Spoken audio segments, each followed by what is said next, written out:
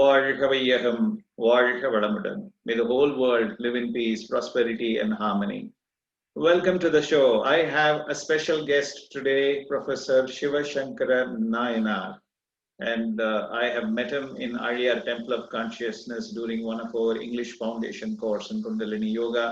Ever since we have been chatting up on quite a few things, and very curious and an interesting human being.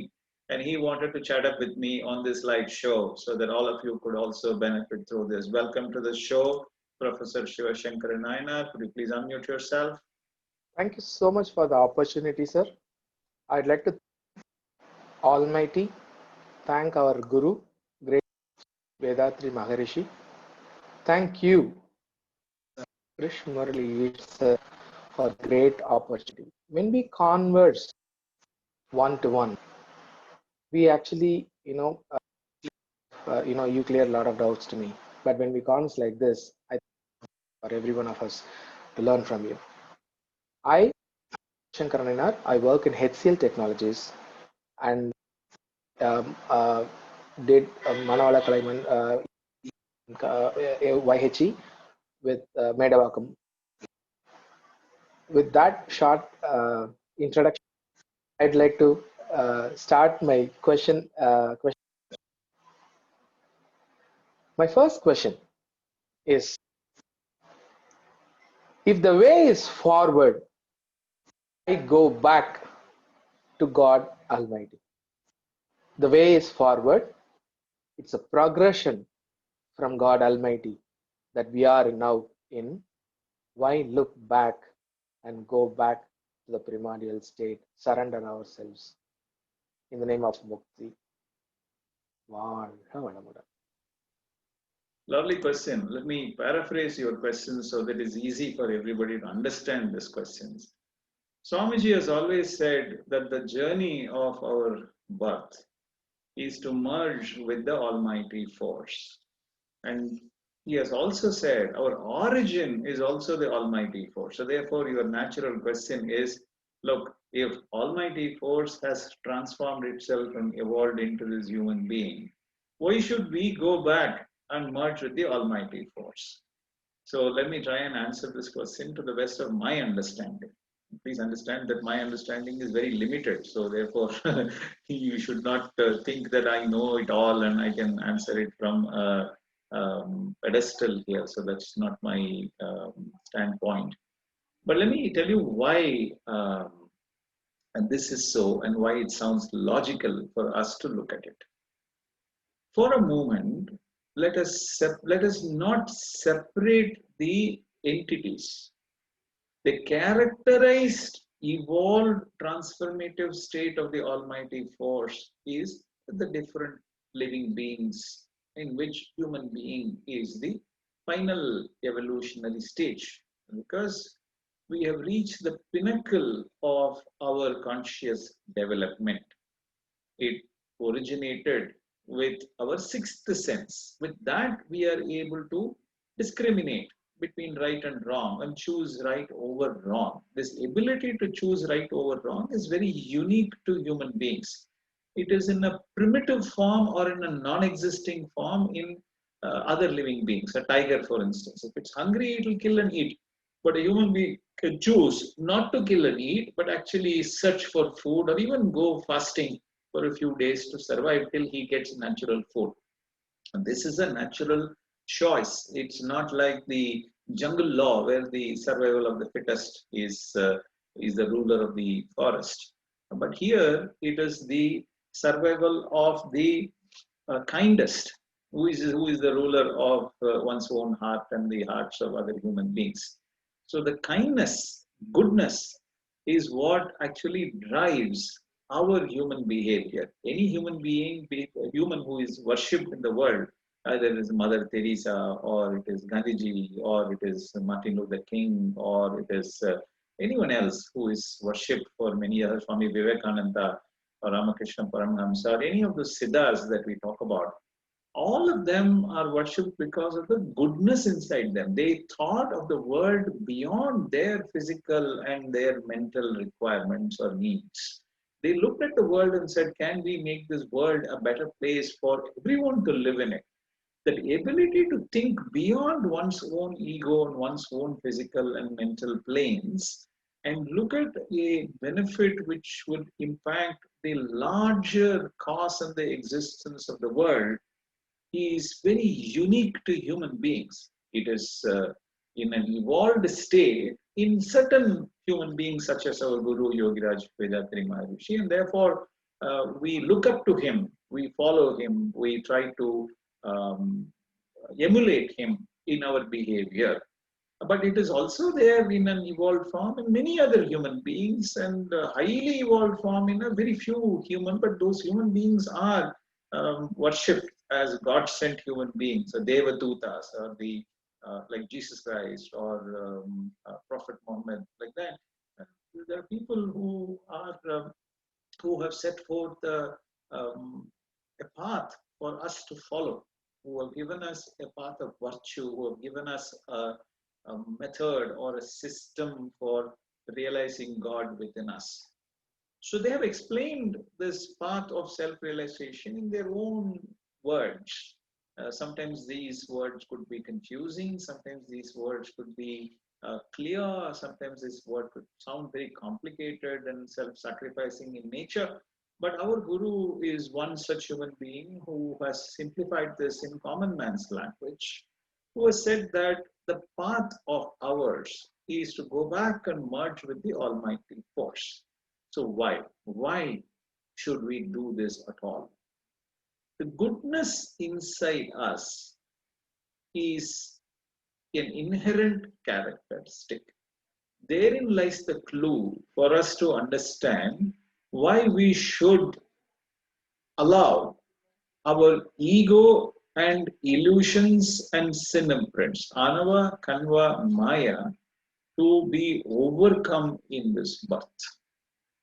Characterization is the reason for achieving specific gravity in its functions.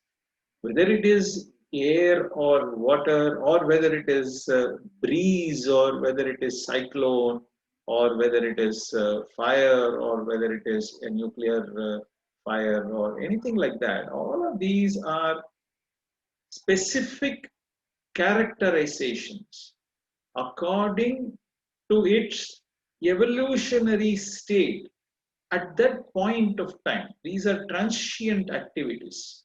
So is a human being. You and I are also transformative, transient states. We are not a permanent uh, inhabitant of this planet or the universe. We are a blip in the history of time. We come and go. You come and go. My children will come and go. Their children will come and go. My father will come and go. My grandfather will come and go. Like that, all human beings are just blips. When I say blips, it's say 120 years, 60 years, 80 years, 120 years that we live, max 120 we live. But 120 is a very small time frame. The time is calculated according to the Earth's rotation. If you move out of the Earth, if you go to sun, for instance, one sun's day is actually 25 Earth days. It takes 25 Earth days for one sun to revolve around itself one day. So when sun revolves for one day, Earth has already revolved 25 times. So what are we? So it is relative. The time there is relative to the time here. So please understand this. Number one. So therefore, the question of what is the purpose of our birth has to be understood in relative context. Relative to what? Relative to something which is permanent, because everything else is transient. The sun is transient, the moon is transient, the earth is transient, all the objects are transient, all the life forms are transient. Everything is just mere transient state. In that transient state, human being is the only life form that is able to transcend one's mind beyond the physical requirements and the physical sensations, using the power of inner conscious, so-called the mind, to keep in touch with the deeper consciousness. And that ability itself is the primordial characteristic of the Almighty primordial state. So therefore, Swamiji extrapolated this, saying that if human beings have the ability to discriminate, that ability itself is an evolved, characterized state of the Almighty force. And therefore, he asked himself, where could be the final destiny? What could be the final destiny for us? And could that be that we are reborn again?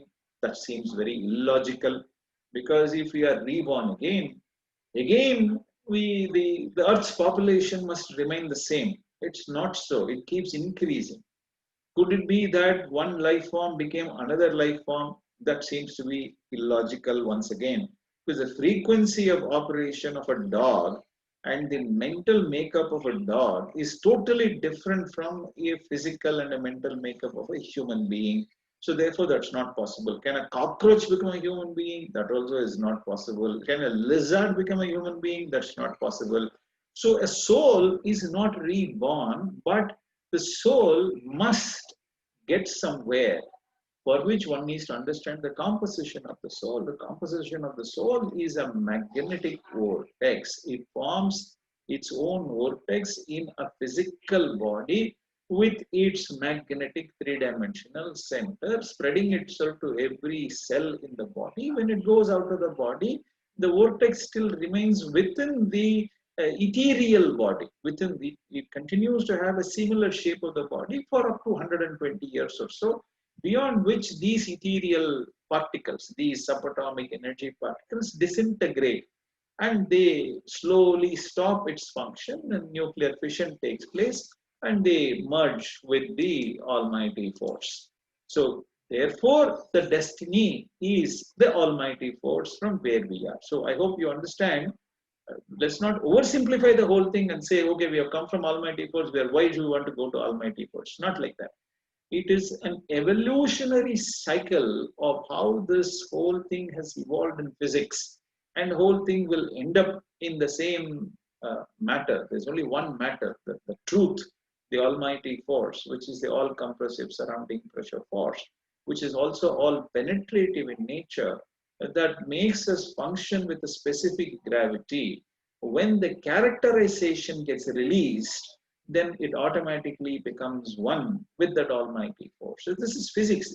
Once our body stops functioning, the soul comes out of it. There's no name for it. It is just an ethereal body. It is just a soul that travels and then merges with the Almighty force. So the purpose of this birth, therefore, is to perhaps for God to come and experience. This is also said by many rishis. God has evolved into various life forms to enjoy his own creation. There seems to be no other logical and plausible explanation for this birth itself. So the Almighty force has come as you and me to enjoy his own creation. In the process, characterization led this human being or any other characterized living being to be the center and the recipient of all reactions from actions, and hence the theory of karma. So all these things have been studied. So for sometimes I wonder whether the earth is a laboratory for God to come here and experiment and experience. So in our illusionary state, we think that we are different, God is different. Why are we born? Why are we suffering like this? There's no suffering. This suffering is not possible, whether it is death or whether it is pain or disease or whatever it is. It is just a simple transient state. That's it. It is transformational, transient state working with a specific gravity according to its characterization. We like to discriminate because we have the discrimination power. So if you are able to take the discrimination power to a higher degree, you will begin to realize that it is an enjoyable life. In spite of all the problems, all the difficulties that we have, it's a great wonder that God has created all of this. It has created the microbe, it has created the gut helps the microbe helps the gut to digest the food. inside the human body. So it's miracle. If you keep thinking about it, so many miracles are miracles. We fall asleep feeling tired, but we wake up feeling very fresh. That's another miracle. We eat food, food becomes juice, miracle. Not a single laboratory is able to reproduce this. Okay. Again, people are trying. Why? Because God wants to experiment. God wants to see what is it that I have done to create this juice? What is the physics behind this? Can I do that outside of this? So many creations, man-made creation and nature-made creations work in tandem. All of us, every creator in human form is interested in mimicking the creator in nature. So we want to create that perpetual product, perpetual motion. If we push a boat, will the boat circumvent the earth without being stopped? This is perpetual motion, right? We studied in physics. They say this is impossible because there's friction. The friction stops it. So we are constantly interested in creating that self-sustaining, self-diagnostic, self-healing system. So can we create something like this? But God has created it. The very fact that God has created it makes us want to create that also, because we are fascinated by God's creation. So all of this show pointers towards the purpose of our birth. And if we can utilize this for the betterment of the world and not cause hurt for anyone and to remove hurt, I think we would have achieved the purpose of our birth.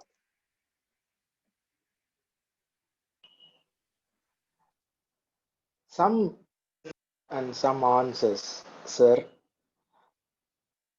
basically relieves you from the pain, in life. The answer that that I listened 2 minutes back. Thank you so much for that answer, sir. I know that it is a natural progression towards not looking back. It is Almighty's natural progression. So we don't think of it like looking back. The mukti is actually progression. Thank you so much for that answer, sir. And of that question, an answer that you have given, if it is a progression, then myself into a daily ritual for mind, body, and soul. I meditate, I exercise, I Ayakalpam and Ahattaivu, self-interest. When I do all this on a daily basis, it becomes a method. So, if it is a natural progression, what role does an method has in making ourselves a realized? That's my second question, sir. I don't think I understood your question. Can you repeat the last part alone? Can you repeat the last part of your question? I did not understand that. If we are a natural progression towards mukti, towards a self-realization. No, that part I understood. But tell me the last two sentences I couldn't hear properly.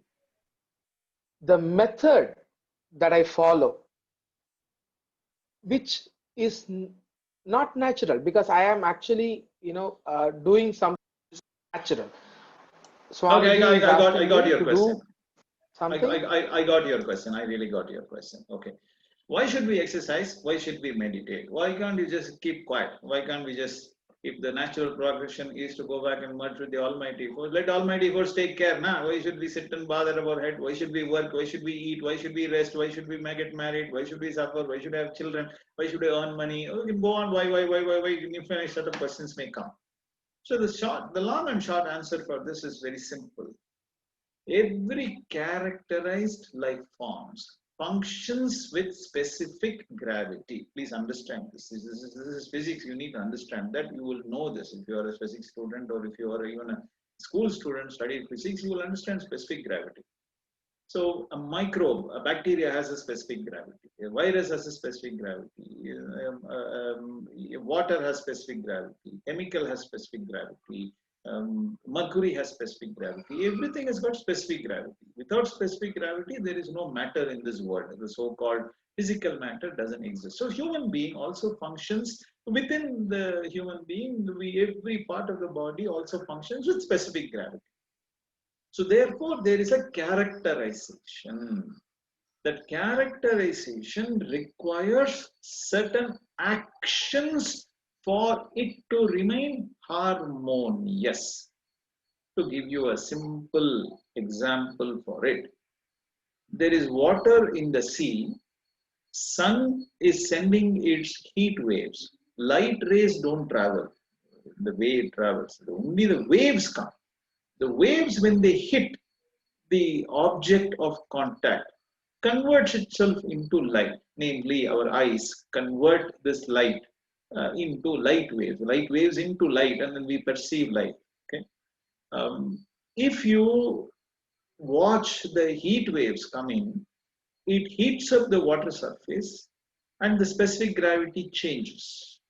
It becomes steam, and the steam goes up all the way, and it cools down, changes, specific gravity changes for it, condenses, becomes cloud. And in a conducive environment, the cloud converts itself once again into water, and the water droplets drop. This is rain. Okay. Rain has no taste, it has no color, it has no chemical properties on its own. It's a tasteless, odorless water that drops from the skies. But once it touches the land, it acquires the chemical and physical and electrical properties of the land that it touches. So the specific gravity changes once again there. Likewise, our body, our mind, and within the body, every part of the organ reacts, acts, reacts. The specific gravity undergoes certain changes, and therefore the characterization undergoes certain modifications in the body and in the mind according to how we utilize the body, and this is governed by a universal law of cause and effect. If you if you buy a washing machine, they will give you a user guide for it. Likewise, this body has a user guide. We are still trying to guess what is there in the user guide. But one thing we all know for the last at least about 2,000-3,000 years is that the body requires certain set of simplified exercises. We all know that. You will know it. Even a child will know. That's why the child is so curious. It wants to move, it wants to act, it wants to run, it wants to jump, it wants to swim, it wants to cycle, it wants to do so many other actions, because there is a natural intuition, instinct for the child to want to utilize his limbs. Likewise, we know for sure that we need to meditate, because in meditation we become calm. That need to remain peaceful is a fundamental circuitry with which we are born. So we are motivated to want to do some action. It could be meditation, it could be pranayama, it could be deep relaxation, it could be listening to music, it could be dancing, it could be painting. Whatever is the therapy activity that you like to do, you like to do it. Some people like to talk to their best friends, some people like to write poetry, some people like to read a book. Something like a meditative activity is necessary for you to remain calm. Why? Because the mind has its own specific set of functionality and characterization. It acquires, like rainwater, the characteristics of the object that it often thinks.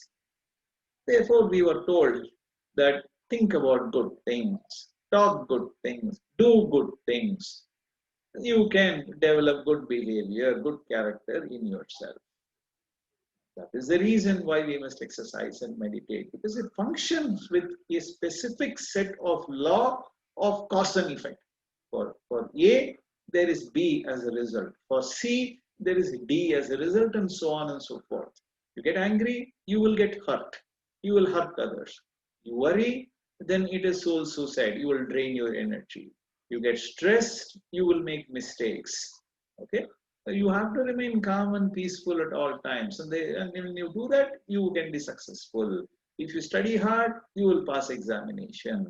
If you train hard, you will win a gold medal. If you work hard, you will get promotion in the office. So these are natural cause and effect system. Some of it are studied well, and the society has built a set of rules around these things to promote the natural harmony between the body and the soul first. That's why people are rewarded for work. Otherwise, there is no reason for the society to reward for work. If let us say work causes pain for the body, then the society would have been built. You and I also would have built a society, for instance, to be lethargic and tired and be lazy. You are lazy, you are rewarded. Correct. Of course, there are lacunas in the system. There are flaws in the society. Some of the lazy fellows are promoted faster than a hardworking individual. Those are exceptions. Those are problems that needs to be fixed. And I think, I'm sure society will fix it over a period of time. Is constantly trying hard to fix it. And some members of the society are not yet fully evolved for us to realize the true nature of how the society functions. And hence, everybody is trying to evolve in some way or the other to better the society, and it will happen over a period of time. We are still an evolving society. We have not reached the pinnacle of evolution in the scientific or in the political consciousness. We are still trying to evolve. It may take another few hundred years for us to evolve and reach that world peace. We will reach, that's for sure. The reason why we will reach there is because there's goodness inside you and me. We want the goodness to develop in us. I believe in your goodness. You believe in my goodness. I believe in my goodness. I want my goodness to develop in me. Therefore, I introspect. Therefore, I meditate. Therefore, I exercise. You want your goodness to develop. Therefore, you meditate, exercise, do Kaya Kalpa Yoga, and you constantly want to become a better human being. Because you know you have the power to become a version 2 of Shankar, Nainar, Bernadshaw tomorrow. You are version 1 today. Now from 2, you want to become a version 3, which is a much better version than version 2. Because there is goodness inside you. We know that. We understand that. We intuitively believe in it, and we want to give ourselves a chance to do that. Which is why we must exercise, meditate, introspect, and do Kaya Kalpa Yoga or any other practices that you have in order to succeed in your life. A wonderful question that you asked. Again, I think I got the same answer. Thank you so much for even this exercise. Self is a natural progression towards realization and peace within myself and spread the same. For that, sir. Now, a very science, because I don't think we have a lot of time. I have a lot of. I just picked one question from the bottom, and I'm going to ask that question. It's a very scientific question. What is your opinion on Big Bang? How does it compare with Vedatrian's cosmic theory? And the question is, in Big Bang, I have a problem in understanding. They have two versions, one and several bangs. One Big Bang, I'm not able to understand because there are several millions of light apart, and say within minutes happen. An object of this size travel through space, surpassing light, it can happen. That is one issue I have with Big Bang theory. This theory of Irai Nilai field, it all into this formative dust particle and then Panchaputam is more plausible to me. I want to hear from you, sir. What is this Big Bang theory compared with Vedatrian's cosmic theory? That's Sure. I hope I'll be able to do justice to this question. Swamiji has given a very logical explanation for why the Big Bang theory is flawed in its conception. Could there be a Big Bang explosion of sorts from nothingness? If you ask that question, you will understand the answer for it. You take body cells, you analyze the cells, they are formed with uh, molecules. Molecules are formed with atoms. 99% of an atom is empty space. So 99% of the universe is comprised of empty space. So if you have to go a minute before the Big Bang explosion happened, which formed the universe, supposing you accept that as a theory, then it must have evolved from that empty space. So empty space is sometimes what people call it as nebula or that inexhaustible source of energy. Swamiji called it as plenum. It is inexhaustible. It is not empty space, but it is the almighty fluid space, which is super transparent. It is a super fluid with the consciousness, time, force, and plenum as the four characteristics that are embedded into it. And because it is self-compressive in nature, there was a fold that got formed. A fold got further compressed in all direction. It started to spin as an infinitesimal energy particles. And when all the infinitesimal energy particles are compressed around by the same uh, penetrative compressive force, these energy particles came together but could not merge with each other. Heavier, slower spinning particle became the nucleus, and a faster, lighter energy particle became the satellite for the center energy particle. So certain energy particles became protons. The slowest particle became, but the heavier particle became the neutron, and further lighter particle but faster spinning particles became electrons, and an atom got formed. This is a theory proposed by our guru. It seems logical to me to be able to comprehend this. Big Bang theory is very difficult for us to comprehend. And it seemed flawed because it is like saying, for everything that you ask, why are we breathing? God is the reason. Why are we walking? God is the reason. Okay, why are we sleeping? God is the reason. Why are we suffering? God is the reason. So it's like you put blame everything on God. Big Bang theory is like that. It's like, okay, just say it's a Big Bang. That's it. Job is over. Everything started from a Big Bang. Okay, and it is a romanticizing way of looking at how the whole universe evolved, and not a clear-cut, logical, and systematic explanation is possible. If Big Bang was the reason why the whole thing evolved, then there must be Big Bang everywhere. That doesn't happen. It must end in a Big Bang. That also is not happening. Okay. These are evolving or evolved over thousands of millions of years, and it is continuing to evolve. So therefore, there must be an evolutionary source for it to evolve, and a, a big bang that expanded and that burst out and created all these energy forms should have some energy source now. If that energy source is continuing to power an energy particle to spin, how can it create? It starts with a destructive opening. That doesn't seem to be a logical thing. It's a dramatic thing to fantasize, but it is not logical, neither is it scientific. Although many scientists still believe in that theory, but still remains a hypothesis at this point of time. I'm sure people who are doing research on black holes and people who are doing research on God particle will soon discover in scientific terms what our Guru Yogiraj Sri Vedatri Maharishi postulated as a Vedatrian principle of evolution of the universe and explain it in a more scientific, logical manner than what I have perhaps attempted to do in the last few minutes. But thank you for asking that question.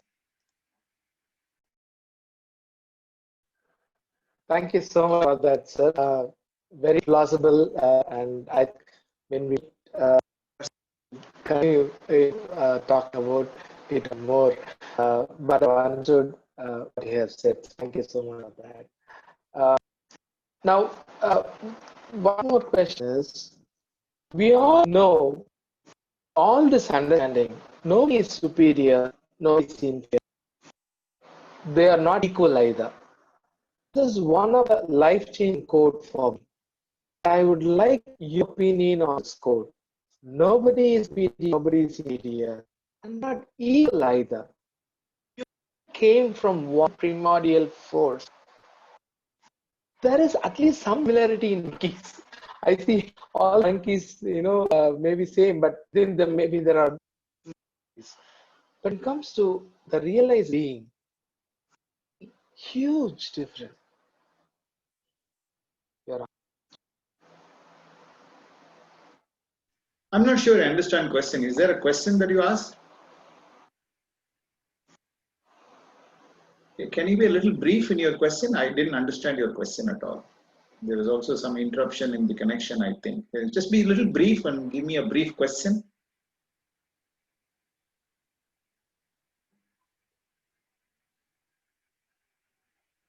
okay. I thought I was on mute. Sorry. I will. There is a huge difference in between Do the not explain. realization of No. human Sorry. beings. Do not explain your question. Just ask the question. Why is the same state when it got transformed? It has four different levels of realization. All right. Yeah. So that's a beautiful question. So in the process of evolution, what has happened to that almighty consciousness, that primordial state, which is a super conscious state? Why has it achieved various levels of awareness or various levels of awakening or consciousness? It's simple. The energy particles, when they merged together, when they came together, fused together to form various Panchabhutas, also evolved into various life forms. So wherever they combined together, in whichever medium they combined together, there was a specific set of characterization that it acquired or acquired, that is, which formed a set or which formed a field, an energy field or a magnetic field, which had certain properties. According to those properties, certain sensations started to evolve. A tree had a touch sensation, an insect had a touch and a taste sensation, smell sensation, then listening ear sensation, sound sensation, light sensation. All these evolved. When it evolved into a human being, in the human brain, the same sensation developed what we now call the sixth sense, the sixth sensation or the mind. And the mind became a cognizable element. We could not only think about whatever we want, we can think about what we are thinking. That ability to sit back and observe and discriminate and analyze and choose good over bad and develop the goodness inside us is very unique to a human being. That consciousness that evolved into the sixth sense had to be applied in developing this world, developing our existence in this society over a period of time. It evolved first as art form. When human beings were living in caves, we started appreciating nature. So someone went out, saw a peacock, rushed back into the cave, wanted to communicate that he saw a peacock, but there were no words. So he danced like peacock. Dance came. Then also he could not communicate it. Then he took some chalk or he took some carbon black color thing that was lying around and started drawing. So another art developed as consciousness. Then also he could not communicate what he saw. So he started mimicking the sounds of nature. He started crying like a peacock. So then, he was able to communicate a little better what he saw with his dance and with his music or voice or sound or with his art, with his drawing. He was able to communicate a little better. So that is a characterization. One more evolution came. The languages came into existence. The language has also evolved. The language that humans spoke about 2000 years ago is no more the language that we speak across the world. So it's penetrating. The new language, Latin was existent for many years, Sanskrit was existent for many years, that died, then Latin died, and now English is the ruling language. That also will die. I'm sure about it. Another maybe 300, 400, 500 years later, people will stop using English. A new language will come. Who knows? It could be C hash, or it could be Java, or it could be Python language, it could be whatever C++ language, it could be PHP language, or it could be one of these latest languages that people are talking about. I have no idea what language human beings will speak. But it doesn't matter, because that could have been the conscious evolution itself. So after languages and art and music, consciousness developed in political forms. People started organizing themselves in groups. So they created societies, they created families, they created a leader, they created a king, they created a government. And then they started electing the governor, or they electing the president or the prime minister, chief minister, and the ministers. And that evolution is going on. Even now, we're still evolving. We've not reached that pinnacle of evolution in political organization or social organization. Then the society also side by side evolved in economics, which also is a form of evolution of consciousness within human beings. Then, when certain people sat down and started questioning, who am I? In which they started developing the concept of God. And they first worshipped nature, they worshipped stones, they worshipped flowers, they worshipped trees, they worshipped animals, they worshipped rain, they worshipped sun, moon. Whatever they saw, whatever they experienced, they saw that something is happening around us. There is some goodness, there is some providence that is providing, it's taking care of us. Rain comes from somewhere, we are not creating it. They started worshipping this. And then later saints realized that no, God is not inside idols and not inside any of these tantras and mantras. It is inside us. All these practices came to train us to keep focusing on our own inner consciousness. So subconscious mind is the almighty force. So they created meditation techniques. Kundalini meditation is one such higher form of meditation that allowed us to go deeper into us and keep in touch with the other end of our conscious mind. Okay. The outer conscious mind, they realize, is egoistic Bahubali. He's like the Joker in Batman, right? So he has this ego. He wants to control everything. He wants to destroy. He wants to modify everything to suit his personal desires and so on and so forth. And people who saw that this is a destructive way of utilizing the power that is bestowed upon us, and started to sublimate that ego through meditative and yoga techniques. And such people have evolved and explained to us in the form of religions and religious texts like Quran or Bible or Bhagavad Gita or any other verse and religious texts that you may be following in your home. Because they showed us two things. It showed us a virtuous way of living, a non-hurting way of living as a society. And it showed us a way of reaching God and realizing ourselves. And these are the two highest form of evolution of consciousness. So once again, these are evolutionary stages, not to be understood as separate elements unconnected with each other. It is impossible for us to be doing what we are doing today without a cockroach, without a dinosaur, for instance. The bone structure for human beings evolved from dinosaurs. It is not possible for us to live the way we are living without fish, for instance. Fish has evolved without a tree, for instance. The tree breathes oxygen, produces carbon dioxide at one point of time during the day, and consumes carbon dioxide, produces oxygen at another point of the day. The ability to produce one's own oxygen or separate oxygen from air and utilize it and remove carbon dioxide came from trees. So it's an evolutionary stage. And it's not like it is not required. There's a beautiful symbiotic relationship between the trees and us. Without trees, we cannot exist. Therefore, we need trees. Okay? We need to preserve them, protect them. That is an evolutionary step. We can't separate it. Say, okay, they are separate, I am separate. Why is there? Why am I here? All of us are connected. All of these things are stages of evolution in the history of the transformation of the divine into what it is today.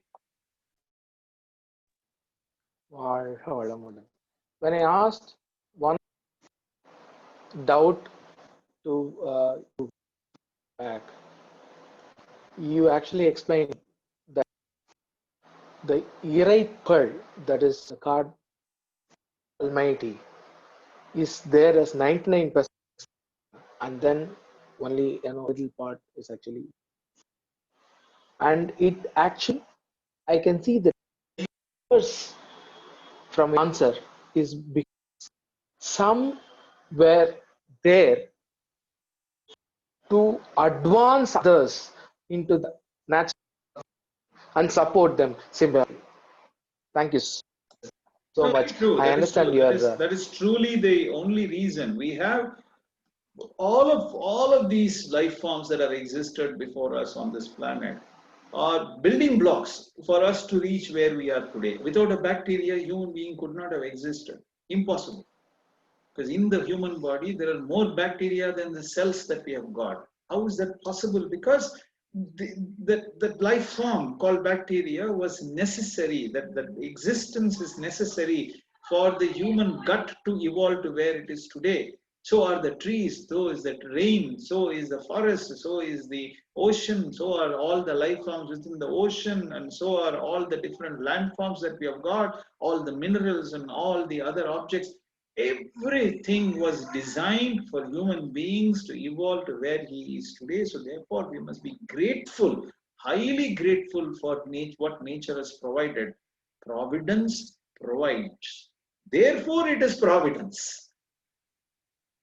Okay. Thank you so much, Shankar Nainar, for coming and asking these set of questions. It gives me an opportunity to recall and live in the minds of our Guru Yogiraj Vedatri Maharishi.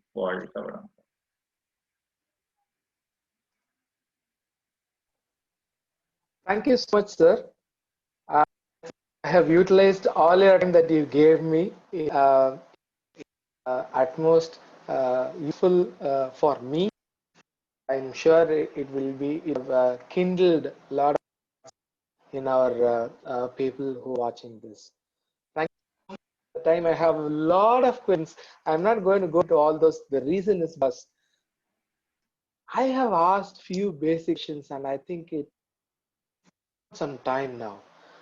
I don't think I can actually, with the rest of the questions, assimilating all this, because maybe these rest of the questions, this when No, we we should have one answer more the basic session. I'm questions. more than happy to have one more session with you. Thank you so much for coming prepared with so many questions. Some of these questions I probably took a little longer to answer because I felt that some platform needed to be created for me to give a proper answer for this. Some of this I probably might not have answered it in a simplified manner for people to understand this. I will try to improve myself. Thank you so much for giving me an opportunity. Thank you for being there. Thank you all of you for being there and listening and inspiring me to do what I am doing.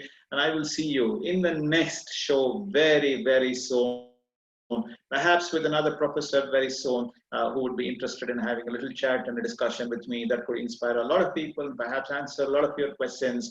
And if you have any questions for this video, please feel free to give a comment on this video below. I'll be happy to answer them. If any of you would like to come on live show and have a discussion with me, put a mention in this video below in the YouTube channel. I'll be happy to contact you one-on-one and perhaps have a discussion with you and maybe even have a group session one day very soon. Thank you so much, Shankar Nainar. Thank you all of you for being there. Be blessed by the divine. May the Almighty force under our Guru shower you all with good health, long life, enough wealth, peace, prosperity, fame, and wisdom.